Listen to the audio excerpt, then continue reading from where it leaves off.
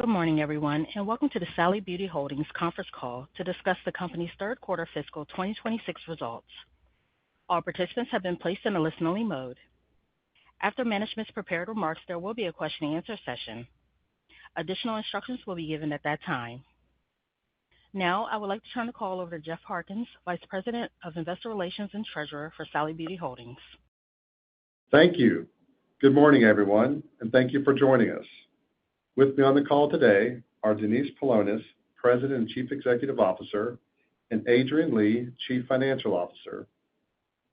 Before we begin, I would like to remind everyone that management's remarks on this call may contain forward-looking statements within the meaning of the Private Securities Litigation Reform Act of 1995. Actual results may differ materially from those indicated by these forward-looking statements as a result of various important factors, including those discussed in the Risk Factors section of our most recent annual report on Form 10-K and other filings with the SEC. Any forward-looking statements made on this call represent our views only as of today, and we undertake no obligations to update them.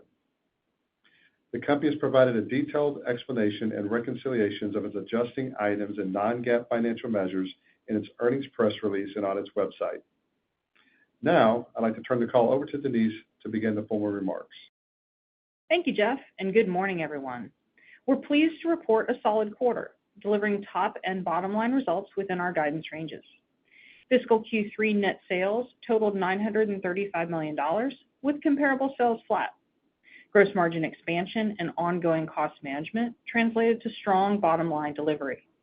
Adjusted operating income totaled $87 million, and adjusted diluted EPS came in at 55 cents, an 8% increase versus a year ago. This performance enabled us to generate strong cash flow from operations of $81 million and continue to return value to shareholders in the quarter. These results highlighted both the underlying strength of our business model and the benefits we are delivering from our strategic initiatives. The quarter was led by strong growth in the Sally segment, which delivered comparable sales growth of 1.6%, including a robust 3.5% increase at Sally US and Canada, driven by balanced growth in both transactions and ticket, as well as strong performance across both stores and e-commerce. From a category perspective, color continued to be a standout performer. On a total Sally segment basis, color was up 8%, while Sally US and Canada delivered growth of 9%. Additionally, fragrance continues to build impressive momentum. Haircare trends have started to improve leading up to the category reset we talked about last quarter, which is rolling out this month. We believe our plans to refine our haircare product assortments, as well as the expansion of men's, will enable us to drive improvement in haircare sales performance over the coming quarters. New brands coming as part of the assortment update include Yellow and Nature Lab Tokyo. We're also expanding Design Essentials, The Dew, and Camille Rose. And in men's, we're doubling down on key brands, including Clubman and Level 3, to name a few. Importantly, our push into new, highly relevant categories, such as men's and fragrance, expands our total addressable market and positions us to capture increasing share over the long term. Looking now at our BSG segment, stylist sentiment has remained fairly consistent through fiscal 2026.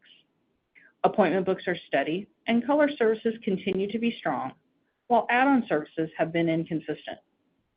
In regards to shopping behavior, stylists remain value-focused and choiceful with additional spending, particularly in hair care and styling tools. For the quarter, BSG comparable sales declined 2.1%, with strength in color and nails offset by softness in hair care. In the quarter, we lapped the April 2025 launch of K18, pressuring the flat hair care sales trend of the last few quarters. We know that both value and newness drive this category, and we are laser-focused on accelerating our innovation pipeline, expanding distribution, and reinforcing our value proposition to reignite the care category in the coming quarters. In fact, we have recently started to action stronger price-forward messaging, which is translating to higher customer engagement and an improvement in trends. Additionally, as we start Q4, we have expanded Milkshake to hundreds more stores and just launched Virtue Labs in 300 stores. I'll now walk you through the latest updates on the initiatives supporting our 4 key growth drivers.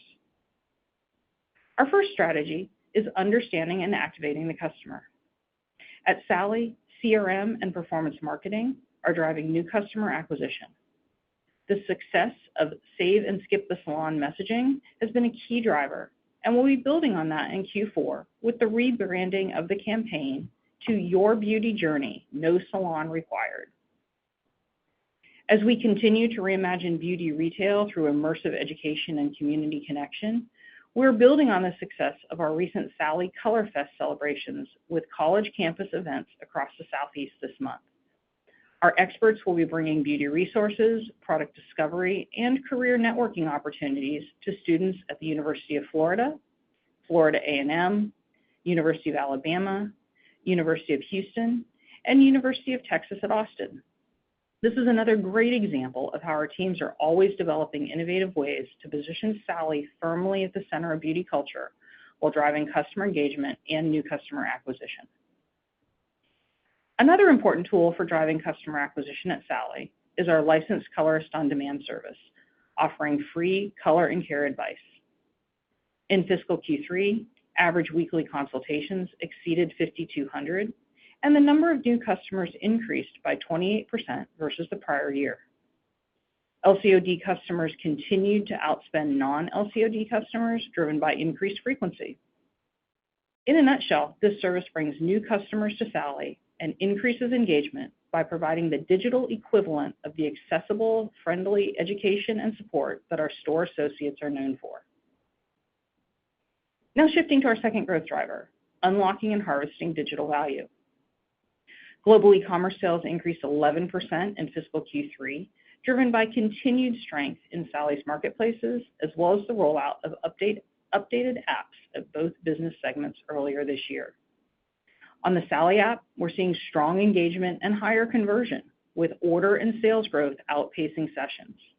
Average order value is strong, up 6% in fiscal Q3.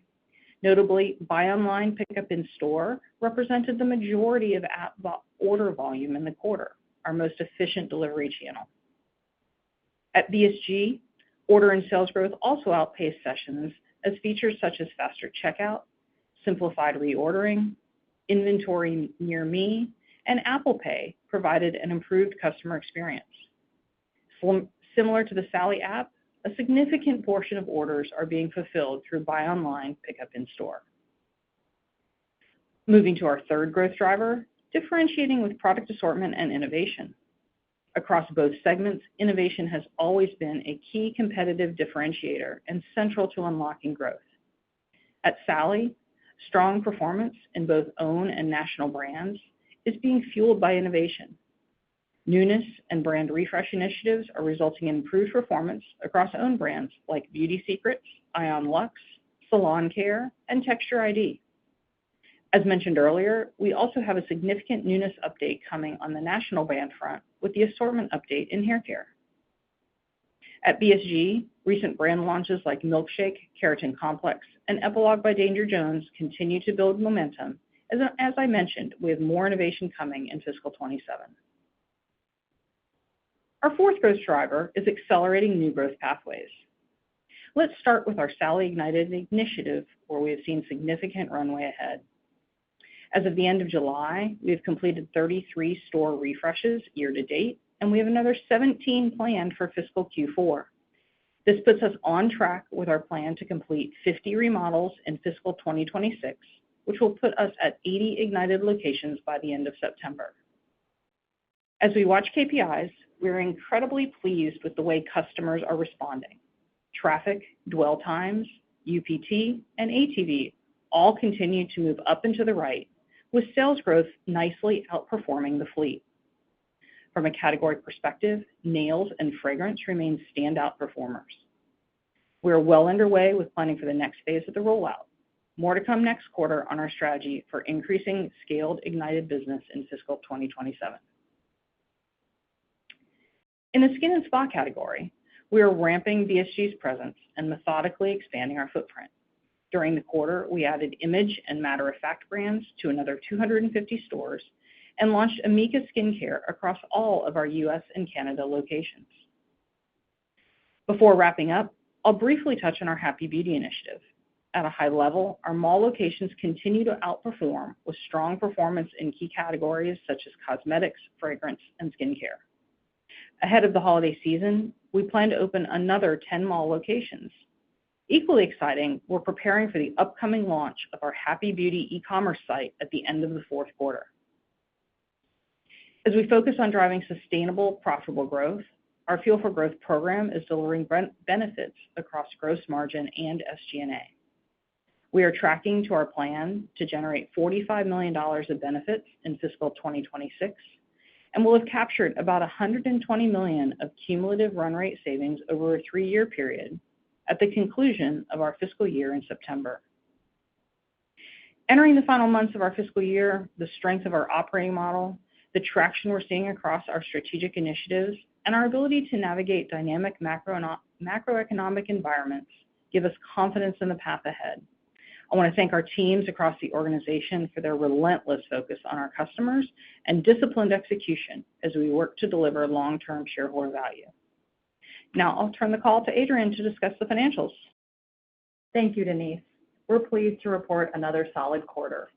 Fiscal Q3 consolidated net sales totaled $935 million, approximately flat to last year, including 50 basis points of favorable impact from foreign currency translation, partially offset by operating 39 fewer stores. Consolidated comparable sales were flat, reflecting strong growth of 3.5% at Sally US and Canada, offset by softness in the balance of the portfolio. Global e-commerce sales growth remained strong, up 11% year over year, representing 4 consecutive quarters of double-digit growth. We maintained healthy gross profit in the quarter, with adjusted gross margin expanding 40 basis points to 52.4% when compared to a year ago. This improvement is primarily driven by higher product margins from our Fuel for Growth program. Looking to operating expenses, Q3 adjusted SG&A totaled $404 million. This is an increase of $5 million versus the prior year, partially due to higher labor and rent expense, partially offset by $2 million in Fuel for Growth benefits. Important to note, our adjusted SG&A has been relatively consistent quarter in and quarter out, reflecting continued focus and discipline. During the third quarter, we captured pre-tax Fuel for Growth benefits of $9 million across gross margin and SG&A. For full year 2026, we remain on track to deliver approximately $45 million in savings, and as Denise mentioned, this would land us at our committed run rate savings of approximately $120 million over the course of the program. Adjusted operating income totaled $87 million in the quarter. Adjusted diluted earnings per share was 55 cents, which is a 4-cent or 8% improvement versus the prior year. Both adjusted operating income and adjusted EPS came in at the high end of our guidance range, as healthy gross margin and disciplined SG&A management resulted in strong bottom-line performance. Moving briefly to segment results. For Sally Beauty, top line grew 2.2% to $539 million, and operating earnings were up 7.3%. Net sales growth of 2.2% included 90 basis points of favorable impact from foreign currency translation, partially offset by operating 30 fewer stores. We delivered comparable sales growth of 1.6%, driven by transaction growth of 0.6% and an increase in average ticket of 1%. For the global Sally Beauty segment, color grew 8%, partially offset by care down 6% versus the prior year. Sally e-commerce continued its double-digit growth trend and grew 20% to $52 million, representing 10% of segment net sales for the quarter. Sally US and Canada e-commerce sales grew an impressive 28% in the third quarter. Gross margin increased 60 basis points to 61.5%, driven primarily by our Fuel for Growth program. Segment operating margin expanded by 80 basis points to 16.6%. In the BSG segment, net sales were $397 million, a decrease of 2.4% versus a year ago, and includes operating 9 fewer stores. Comparable sales declined 2.1%, with transactions down 3.2%, while average ticket was up 1.1% versus prior year. From a category perspective, color grew 1% and care declined 5%. BSG e-commerce sales increased 4% to $58 million, representing 15% of segment net sales for the quarter. Gross margin at BSG expanded 70 basis points to 40.1%, primarily driven by higher product margins from our Fuel for Growth program. Segment operating margin declined 20 basis points to 12.3%. We ended the quarter with a healthy balance sheet and strong cash flow. At quarter end, cash and cash equivalents totaled $173 million, and we had no outstanding borrowings under our ABL credit facility. Inventory levels at quarter end totaled $996 million, down 1% versus last year, and in line with our expectations. The business generated strong cash flow from operations of $81 million and free cash flow of $62 million. This enabled us to invest in the business, pay down $20 million of term loan debt, bringing our net debt leverage ratio to 1.4 times, and to return cash to shareholders through the repurchase of $25 million of stock under our share repurchase program. Moving to guidance.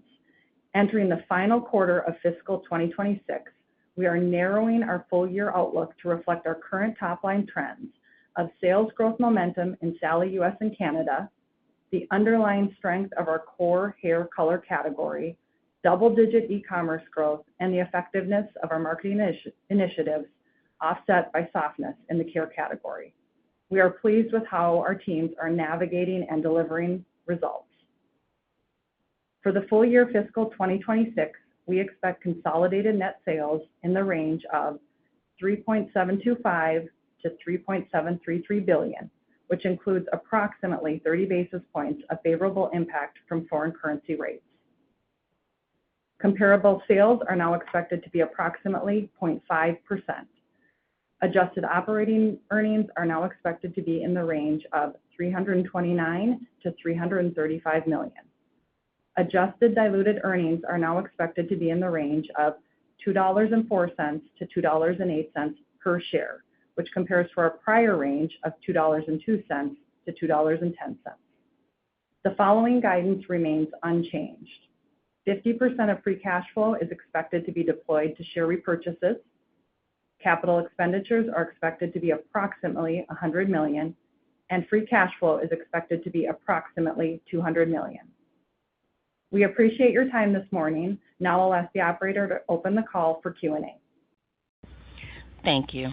To ask a question, please press star 11 on your telephone and wait for your name to be announced. To withdraw your question, please press star 11 again.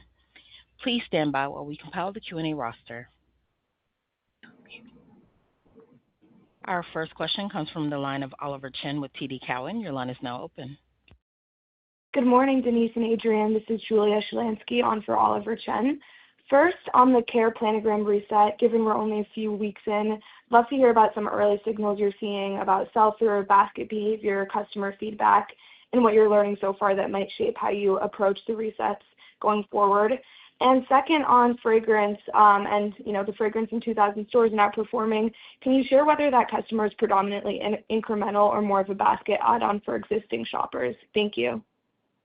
Good morning, Julie, and thanks for the questions. As you can tell, we're really excited about all of the momentum at Sally, both with new product assortment as well as everything we're doing on marketing and customer engagement. Specifically, when we talk about the care reset, we are very early on. So this morning, I don't have metrics to share for you, but what I do have is just engagement in the customers in the stores, and importantly, our store associates being very excited about the assortment. We're touching general market hair care with brands like Yellow. We're touching our textured or curly, coily, wavy with expanded product assortment, and men's, which has been being a big request from our store associates. We're doubling down on that business, where the business has actually been growing double digits as well. So more to come next quarter as we get that set and can really read it, but very excited about what we're hearing as the buzz in the stores to date. On the fragrance front, it's been exciting to do and launch into this space. As you know, it started because we had, with our first Ignited stores, tested a bit of fragrance. We moved quickly to 1,000 stores and now to 2,000 stores. we're generally finding it's not necessarily a new customer. It is our existing customer adding to their basket. And that's a nice basket add. These are items that are priced, north of $20 for the most part in the stores. So we love that add-on. It's the cross shop we're looking for. It's giving us extra enthusiasm around doubling down on other categories like nail. We're going to be entering with a test of some new product in skin as well. So really pleased with where we're headed there. Thank you. Best regards. Thank you. Our next question comes from the line of Susan Anderson with Canaccord Genuity. Your line is now open. Hi, good morning. Thanks for taking my questions. Nice job on the quarter. I guess I wanted to maybe ask about the Sally comp was obviously impressive, especially when you just look at the U.S. and Canada. I guess I was curious, what's the driver and the difference in performance between the other international markets, and if you've rolled out the same initiatives over there, is it just the consumer maybe a bit softer over there? And then also maybe if you could just talk about the promotional environment in the quarter and how it was versus your expectations and what you're expecting the rest of the year. Thanks. Yeah. Morning, Susan. Thank you for the comment on the quarter. We are pleased with where we came in. We are seeing great performance with both Sally as a segment and Sally US Canada. As you rightfully mentioned, the segment overall is growing a little bit more slowly than what we're seeing of the total Sally US business. When we think about what's in there, we have our business in Latin America, and we also have our business in Europe. And the two are a little bit different story. In Europe, we're actually pleased with the underlying performance of the business there, but there are two things that we've done over the course of the last year that actually pull down results a bit. First, we made some changes broadly in our full service distribution. We exited the majority of our full service, which was a very low margin portion of the business, to focus on e-commerce and stores where we are strong. That took some sales out of the business, and that does come through in comp, but a nice strategic repositioning. We've also shifted geographies a bit, and we've leaned more into Ireland and exited some places where we are a bit lower scale. So I would just call this a bit of a transition year of the numbers coming through Europe as we're really repositioning that segment for future growth. And then in this business as well is our business in Mexico and Chile. Mexico, for a number of years, has been an incredibly strong performer in the fleet. We've been expanding store count. Over the last year or so, macroeconomic conditions there have definitely softened a bit. So while we're still excited about the business, we are, it's a bit more cautious right now and a little bit more conservative in how customers are buying in Mexico in particular.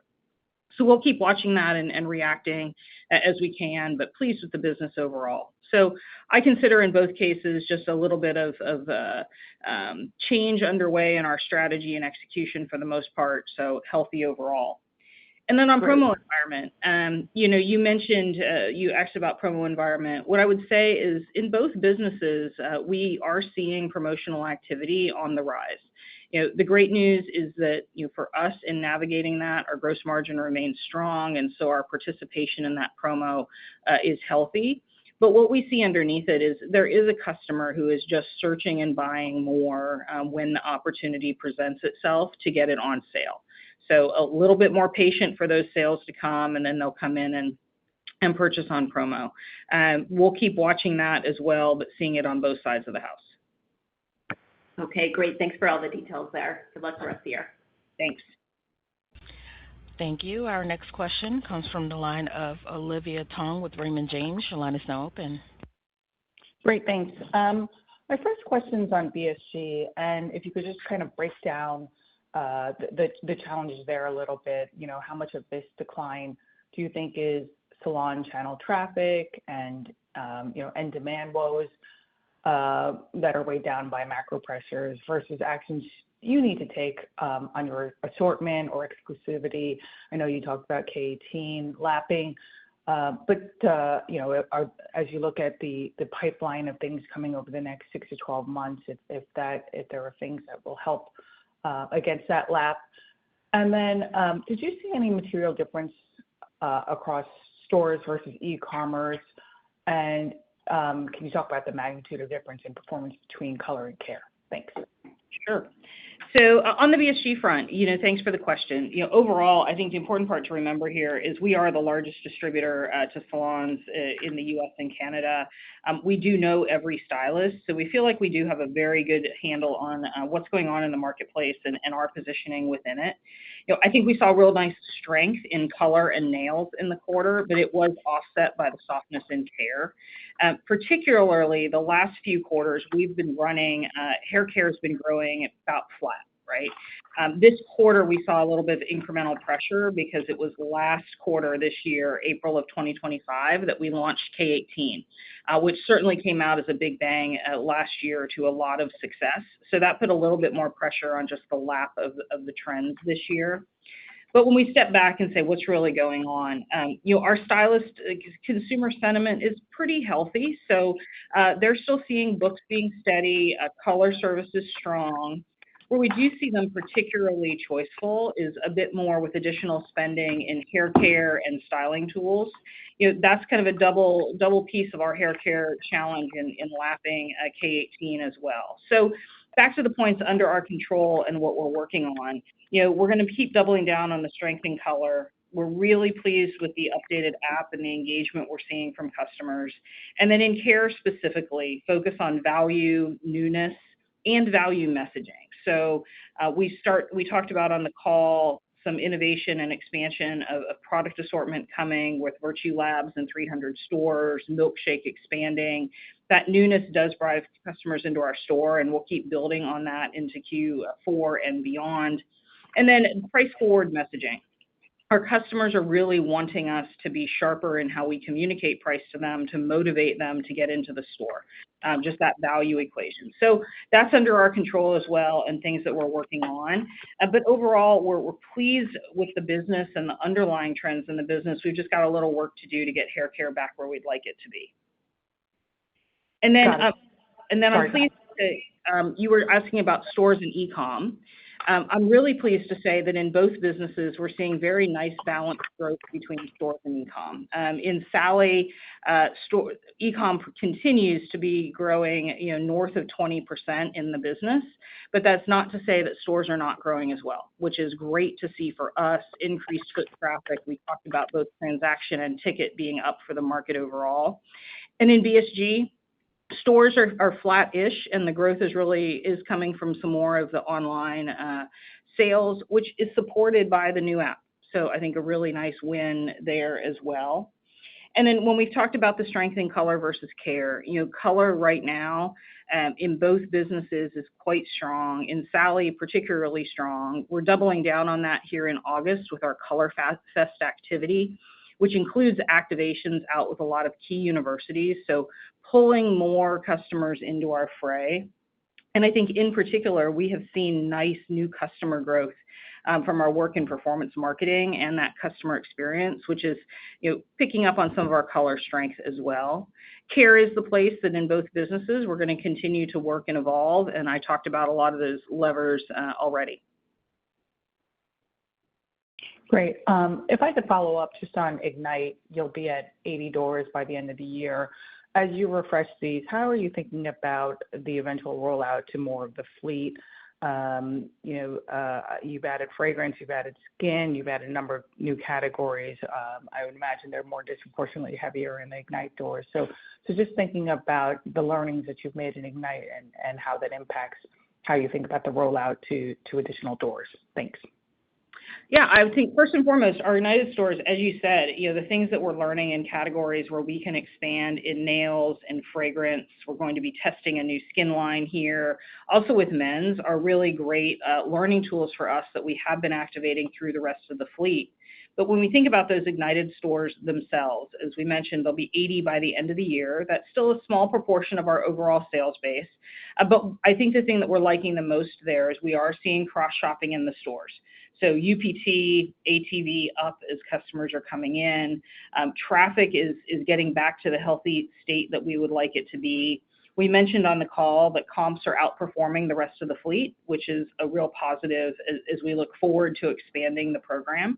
So it's going to be more to come on our call next November as we kind of share guidance for the next year and our plans for rollout. But we feel really pleased and think that we'll be able to continue to expand the program in 27 and beyond. Great. Thank you. Best of luck. Thank you. Our next question comes from the line of Simeon Gutman with Morgan Stanley. Your line is now open. Hi, this is Skylar Tennant on for Simeon Gutman. Thank you for taking our question.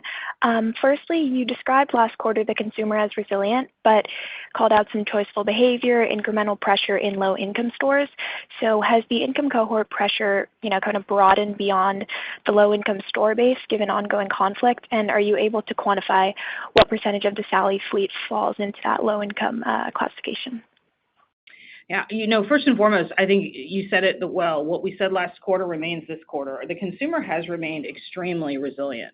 So when we see absolute purchase levels, we are not seeing those decline, which is fantastic. That choicefulness is very real. The strength in color and that being a staple category rather than a discretionary category is quite meaningful. Where things are a little lighter, you really need newness. You need care and you need styling tools, places like that you're going to buy when you need it. In the low-income cohort, you're not going to break out the count of stores. We do have a low to middle income consumer in general. We've not seen market change from last quarter. I think last quarter I mentioned it, and I would say it the same right now, is the importance of the reset of our haircare category is that what we are seeing in our care assortment is in core things like shampoo and conditioner. Our lower income consumer might be more willing to trade down to mass. And so it's our job to be getting the right assortment and newness for them to be excited to shop in our stores and pay slightly more than maybe for that mass market brand and keep them engaged in the category. And we feel like our assortment changes are going to be spot on with helping to do that for our customer base. So overall, thrilled that there is a resilient consumer, but we remain very watchful. Great, thank you. And then as kind of the Fuel for Growth program nears completion, I guess between gross margin and SG&A, which portion is more durable into the coming fiscal year? And should we expect margin expansion to depend on improving the top line? No, thanks for that question. Appreciate it. And I'll just kind of say some overarching thoughts. As our Fuel for Growth program does come to an end, the great thing about our enterprise is we've already built that muscle in-house. So as I think about kind of, I feel confident in our abilities to continue to find efficiencies. I would say that, I think we're generally pleased with our gross margin performance, and we think that's a really great place to be in that right zip code. Our long-term algorithm does call for, and I think you're acutely aware, leverage in our P&L. So we'll continue to look at, kind of our SG&A bucket and find efficiencies and productivities just in our kind of day-to-day activities. Great. Thank you and good luck. Thank you. As a reminder, to ask a question at this time, please press star 11 on your touch-tone telephone. Our next question comes from the line of Sydney Wagner with Jefferies. Your line is now open. Hi, thanks for taking our question. So you noted that promotional activity increased across both businesses and consumers are more so concentrating their purchases around those events. Just curious, so, has that behavior changed versus 90 days ago? What are you seeing in terms of areas within your assortment where maybe that pressure is most acute? And then for care, you've discussed it's been under pressure the last few quarters. Beyond the assortment reset, what do you view as the biggest unlock to getting that category back to sustainable growth? Thank you. Sure. Good morning, Sydney. So let me make a few more comments on promotional levels. The world has not changed materially in the last 90 days. So I think we've been talking about it being kind of incrementally more promotional in terms of how the customers are choosing to respond and buy. So no outsized change in trend. And it's about a little bit more about us offering more promo days. Right? So we might vary the promotions that we do, but having there be something that can appeal to someone to get them to move to push that buy button on e-com or come into the stores. It is most pronounced in styling tools and in care would be the two that I would call out. Color, nails, generally very resilient categories in terms of how people are purchasing into those. So like I said, I wouldn't call any cause for concern. Our gross margin remains strong. We were actually up 40 basis points in the quarter. So we can navigate it. But I think to the point of what's in our control and how we navigate through here, it's as much of what the promotion is, but it's more so how we're communicating it. And what we're finding is that consumer has gone through a series of iterations where if you asked this question 2 years ago, they were wanting to buy in bulk when the sale was on and stock up. So they loved the buy 2, get 1 frees or buy 3, get 1 free type of offer. Last year they migrated much more to saying, I don't want more out of pocket. What I really want to do is get a great price on my item. And I love seeing, strong percentage offs that make me move. We've actually watched a customer now gravitate towards, tell me what I'm going to pay. So if you've got a sharp price point, and this is both on the consumer and the pro side, tell me that price point so I know that I'm going to get a great deal without having to think too hard about it, about whether I want to make that choice. So that's in our control to keep evolving the way we communicate, even though the underlying discounting behavior is not changing kind of on our behalf. And then in care, I think there's 2 different points to that, depending upon what business you're in. I think on the Sally side of the business, the assortment changes are an important part in addition to the expansion of men's. So this is a place where we have seen double-digit growth. We think there's more that we can do there, which is really taking us deeper into a new subcategory within care, while the assortment will play out as well. And then everything that we can do on our performance marketing front to communicate the messages, to have people know what we've got. Things like our Color Fest, while it's focused on color, there's a residual effect that people get to know more about our own brands like Ion that carry over into the care category as well. And then on the pro side, innovation matters. We're focused on that. We feel great about our in-stock levels in our stores. And then this is the place where that communication of value probably matters more than anywhere right now, and what we'll work on as well. Thank you. And I'm currently showing no further questions at this time. I'd now like to hand the call back over to Denise Paulonis for closing remarks.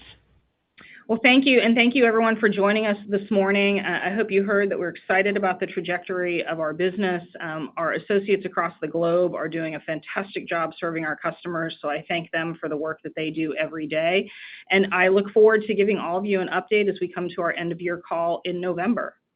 Thanks. This concludes today's conference. Thank you for your participation. You may now disconnect.